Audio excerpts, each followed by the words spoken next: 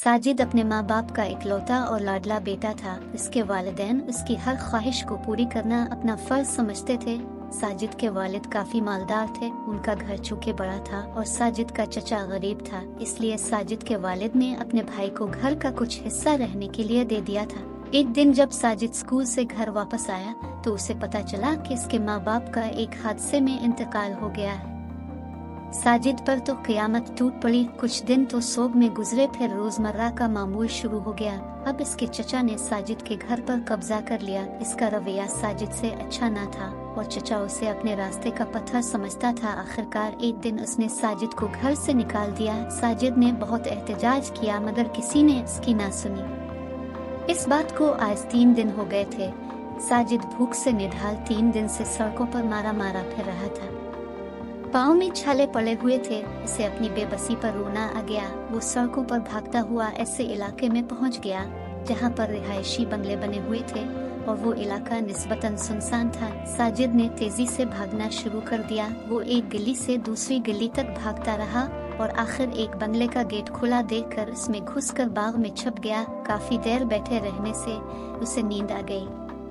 रात को इस बंगले के चौकीदार ने इसे देखा तो अपने मालिक को बुला लिया। मालिक ने आकर देखा तो साजिद बुखार से तप रहा था, लिहाजा मालिक ने चौकीदार की मदद से साजिद को उठाया और घर के अंदर लाकर पलंग पर लिटा दिया। इतने में साजिद की आंख खुल गई। मालिक की बेगम ने इसे दवाई के साथ दूध दिया और सुला दिया।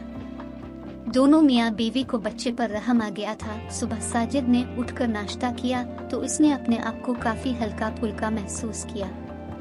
बेगम आसिमा राठौर ने पहले तो इसके हाल अहवाल दरियाफ्त किया, फिर इससे सारी बात पूछी कि वो यहाँ कैसे आया और उसके माँ बाप कहाँ हैं। साजिद जरा सी हमदर्दी पाकर पिघल गया और उन्हें सारा माजरा कह सुनाया। बेगम आसिमा राठौर को बेहद दुख हुआ। उन्होंने साजिद को अपनाने का फैसला कर लिया क्योंकि वो बे औलाद थी। गरज ये कि साजिद उनके घर में रहने लगा। नजीर राठौर और उनकी बेगम साजिद को बिल्कुल अपना बेटा समझने लगे। साजिद ने अब स्कूल जाना शुरू कर दिया।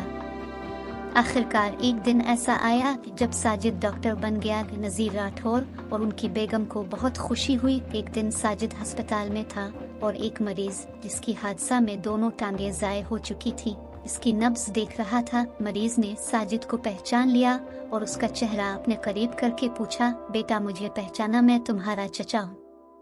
साजिद ने यह सुना तो अपना मुंह फेर लिया है। मरीज ने साजिद से कहा कि बेटा मुझे माफ कर दो, मुझे अपने किए की सजा मिल गई है। साजिद ने चचा की तरफ देखा। उसकी आंखों में बेचारगी देखकर साजिद ने उन्हें माफ कर दिया। इतने में नजीर राठौर ने आवाज दी कि साजिद कहाँ हो तुम? मैं तुम्हें अस्पताल में तलाश कर रहा हूँ और तुम कहाँ हो? अचानक साजिद को एक अजनबी के सीने पर सर रखे देखकर चौंकी।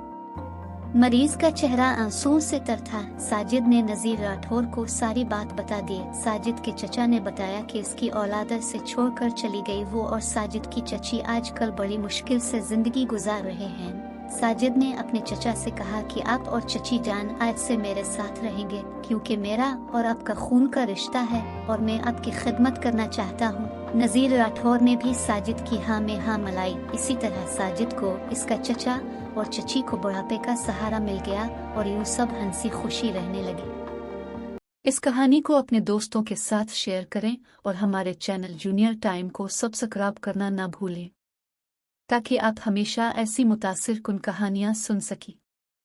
शुक्रिया।